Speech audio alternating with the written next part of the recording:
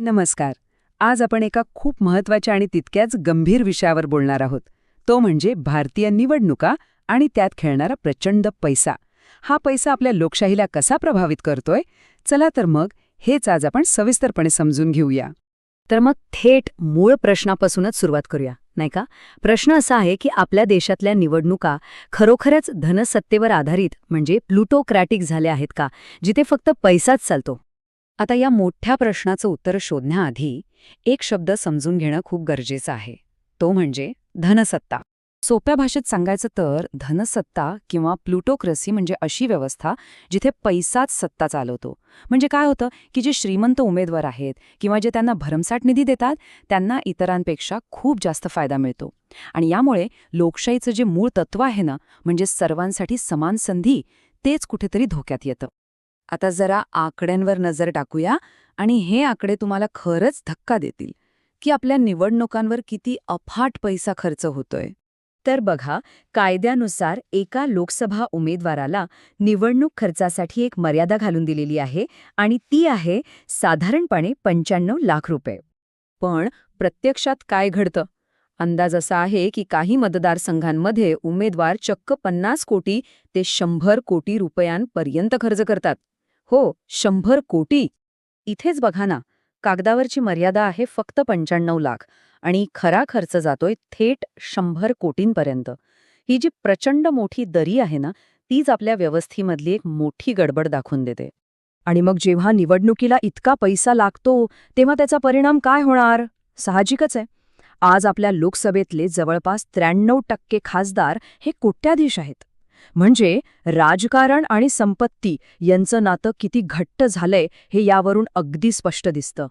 पण प्रश्न हा आहे की निवडणुका इतक्या महाग का झाल्या आहेत? हा सगळा पैसा जातो तरी कुठे?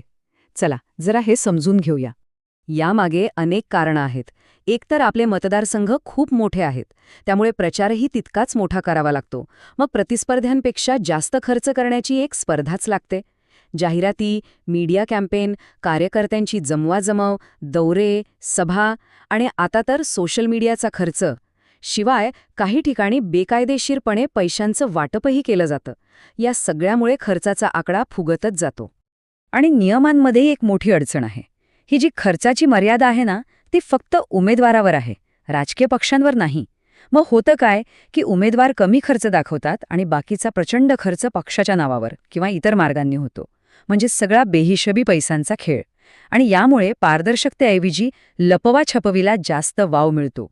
आठवत असेल, नुकतंच फेब्रुवारी 2024 मध्ये सुप्रीम कोर्टाने इलेक्टोरल बॉन्ड्सची योजना रद्द केली. का? कारण त्यामुळे राजकीय निधी कुठून येतोय हे जाणून घेण्याच्या नागरिकांच्या अधिकाराचं उल्लंघन होत होतं. पण तरीसुद्धा कंपन्यांकडून मिळणाऱ्या देणग्या आणि पक्षांना मिळणारा एकूण निधी यात अजूनही पाहिजे तेवढी पारदर्शकता आलेली नाहीये. ठीक आहे, पैसा खूप खर्च होतोय, पण यामुळे नेमकं काय बिघडतंय? याचा आपल्या लोकशाहीच्या आरोग्यावर काय परिणाम होतो हे समजून घेणं सगळ्यात महत्त्वाचं आहे. ह्याचा परिणाम एकामागोमाग एक होत जातो. एक साखळीच आहे ही. सगळ्यात पहिलं, ज्यांच्याकडे क्षमता आहे पण पैसा नाही असे चांगले उमेदवार निवडणुकीच्या बाहेरच फेकले जातात. दुसरं, राजकीय पक्ष मोठ्या कंपन्यांवर, देणगीदारांवर अवलंबून राहतात. मग इथूनच क्विड प्रो क्वो म्हणजेच तुम्ही आम्हाला पैसे द्या, आम्ही सत्तेत आल्यावर तुमच्या फायद्याची धोरणं बनवू, असं राजकारण सुरू होतं. आणि याचा शेवट काय होतो तर सामान्य माणसाचा लोकशाहीवरचा विश्वास उडू लागतो. मग या सगळ्यावर काही उपाय आहे का? या व्यवस्थेत सुधारणा करण्यासाठी नेमक्या कोणत्या गोष्टींवर चर्चा सुरू आहे ते आता पाहूया. खर्च मर्यादेवरून दोन वेगवेगळे मतं आहेत. एक गट म्हणतो की सध्याची मर्यादा खूपच कमी आहे, ती अवास्तव आहे, ती वाढवली पाहिजे म्हणजे उमेदवार खर्च लपवणार नाहीत. पण दुसऱ्या गटाचं म्हणणं आहे की असं केल्यास फक्त श्रीमंत उमेदवार आणि मोठ्या पक्षांनाच फायदा होईल. मग करायचं काय? या समस्येवर अनेक उपाय सुचवले जातात. जसं की देणग्यांमध्ये आणखी पारदर्शकता आणा, निधी कुठून येतोय, कुठे जातोय याची माहिती लोकांना रिअल टाईममध्ये कळली पाहिजे. पक्षांच्या खर्चावर कडक नियम हवेत. काही जण तर म्हणतात की निवडणुकांचा खर्च सरकारनेच करावा, राजकीय जाहिरातींवर मर्यादा आणावी आणि पक्षांच्या अकाउंट्सचं कडक ऑडिटिंग व्हावं, अशा अनेक सूचना आहेत. पण एक गोष्ट आपण सगळ्यांनी लक्षात ठेवली पाहिजे, फक्त मर्यादा कमी किंवा जास्त करून हा प्रश्न सुटणार नाही. जोपर्यंत संपूर्ण व्यवस्थेत पारदर्शकता येत नाही तोपर्यंत पैसा लपवण्याचे आणि चुकीच्या मार्गाने वापरण्याचे मार्ग शोधले जाणारच. त्यामुळे पारदर्शकता हीच खरी किल्ली आहे. म्हणून आपलं अंतिम ध्येय काय असलं पाहिजे? तर निवडणुका स्पर्धात्मकही असाव्यात आणि त्याच वेळी त्या निष्पक्ष म्हणजेच सगळ्यांना समान संधी देणाऱ्या असाव्यात. हे संतुलन साधणं हेच खरं आव्हान आहे.